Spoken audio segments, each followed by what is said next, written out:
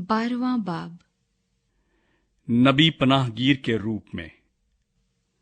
और खुदावंद का कलाम मुझ पर नाजिल हुआ कि ऐ आदमजाद, तू एक बागी घराने के दरमियान रहता है, जिनकी आंखें हैं कि देखें पर वो नहीं देखते, और उनके कान हैं कि सुने पर वो नहीं सुनते, क्योंकि वो बागी खानदान है। इसलिए ऐ आदमजाद, सफर का सामान तैयार कर और दिन को उनके देखते हुए अपने मकान से रवाना हो।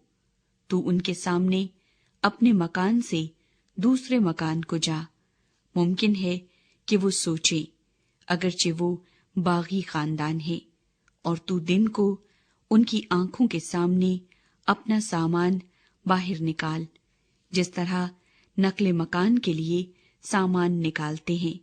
और शाम को उनके सामने उनकी मानिंद जो असीर होकर निकल जाते हैं निकल जा।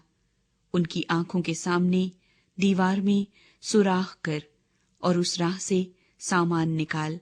उनकी आंखों के सामने तू उसे अपने कांधे पर उठा और अंधेरे में उसे निकाल ले जा।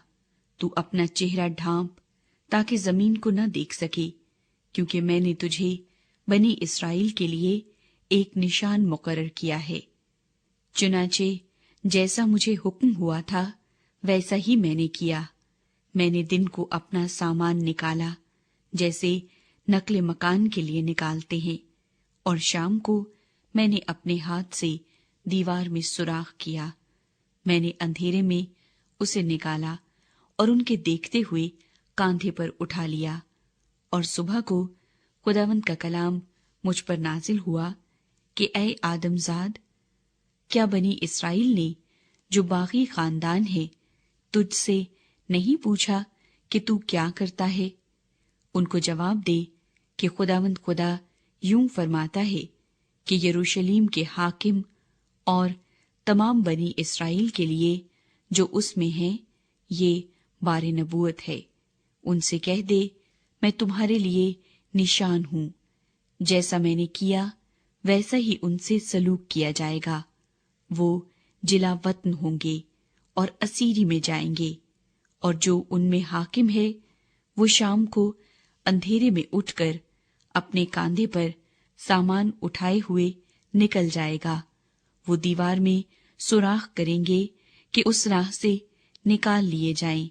वो अपना चेहरा ढांपेगा, क्योंकि अपनी आंखों से जमीन को न देखेगा, और मैं अपना जाल उस पर बिछाऊंगा, और वो मेरे फंदे में फंस जाएगा, और मैं उसे कसदियों के मुल्क में बाबल में पहुंचाऊंगा, लेकिन वो उसे न देखेगा, अगरचे वहीं मरेगा। और मैं उसके आसपास के सब हिमायत करने वालों को और उसके सब गौलों को तमाम इतराफ में परागंदा करूंगा, और मैं तलवार खींचकर उनका पीछा करूंगा। और जब मैं उनको अक़वाम में परागंदा और ममालिक में तितर बितर करूंगा, तब वो जानेंगे कि मैं खुदावंद हूं। लेकिन मैं उनमें से बाँस को तलवार और काल से और वबा से बचा रखूंगा, ताकि वो कौमों के दरमियान जहां कहीं जाएं अपने तमाम नफरती कामों को बयान करें, और वो मालूम करेंगे कि मैं खुदावंद हूं।